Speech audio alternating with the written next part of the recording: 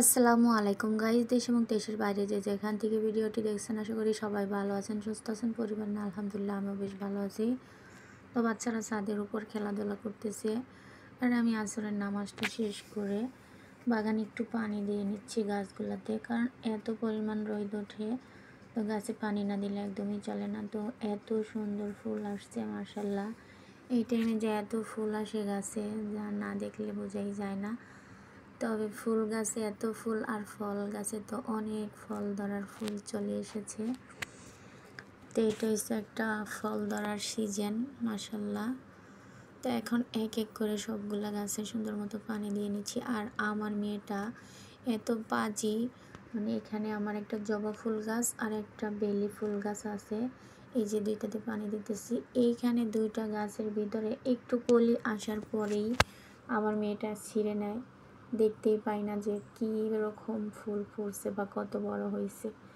তারপরে এখানে দেখতেছি অ্যালোভেরা গাছটার ভিতরে এত পরিমাণ চারা আসছে যা কি বলবো। তো মানে এটা আর কি পাতাগুলো নষ্ট হয়ে যেতেছে। তো রোজা না থাকলে কিন্তু আমি পাতাগুলো একটা একটা দুইটা খেয়ে নিই। তো এখন দেখা যায় কয়েকদিন রোজা চলে এসেছে আর অনেকটা প্যারাই ছিলাম আর গাছের প্রতি কোনো খেয়াল করা হয়নি। তো আজকে পানি দিতে এসে দেখি অনেকগুলা হয়েছে। তো সবগুলা ডাল ছিঁড়ে নিলাম, নিয়ে এখন ধুয়ে পরিষ্কার করে নিলাম। তারপরের দিন সকালবেলা দেখো আমার ছেলের জন্য ডিম ভাজতেছি।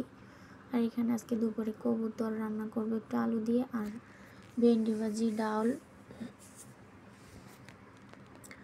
তো কবুতরটা কেটে নিয়েছি রান্নার ফাঁকে ফাঁকে। আর আজকে কিন্তু আমি একদমই আলসামি করেছিলাম, মানে অনেকটা দেরি করে রান্না করে এসেছি। তারপরে ঘরটারও অনেক দেরি করে গোছাইছি, এই কারণে দেখা যায় অনেকটা লেট হয়ে গেছে। তো এখন প্রায় 1টার মতো বাজে আমি রান্নাটা করতেছি। তো গ্যাসও কমে গেছে, হঠাৎ করে বসতেছি না।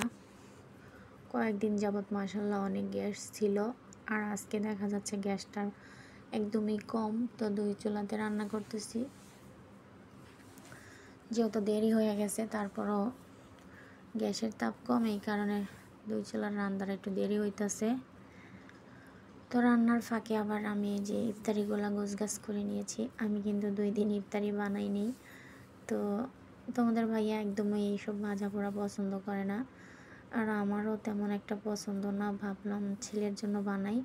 তো আমার ছেলেটা কিন্তু আজকে জিজ্ঞেস করলাম যে তুমি খাবে আব্বু, বললো হ্যাঁ বানাও।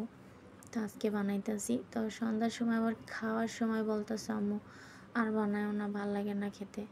তো কি বলবো, ইফতারি আমাদের ঘরে তেমন একটা পছন্দ করে না, কয়েকদিন আর কি পছন্দ করে, তারপর আর করে না। তো এই যে আমার রান্নাটা ফাইনালি কমপ্লিট হয়ে গেছে মাশাল্লাহ। তো এখন রান্নাঘরের থালা বাসনগুলো, কড়াই, চুলাটা একটু পরিষ্কার করে নিব।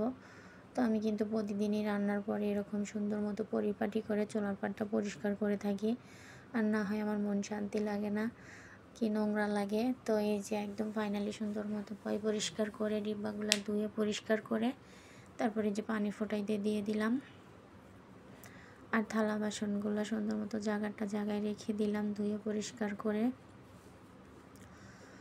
তো সবগুলা জায়গায় রেখে দিলাম। তো গোসল করেছি, নামাজ পড়েছি। তো এই যে বিকালবেলা ইফতার করলাম। তো ভিডিওটা এই পর্যন্ত, সবাই ভালো থাকবেন, সুস্থ থাকবেন, আল্লাহ হাফেজ।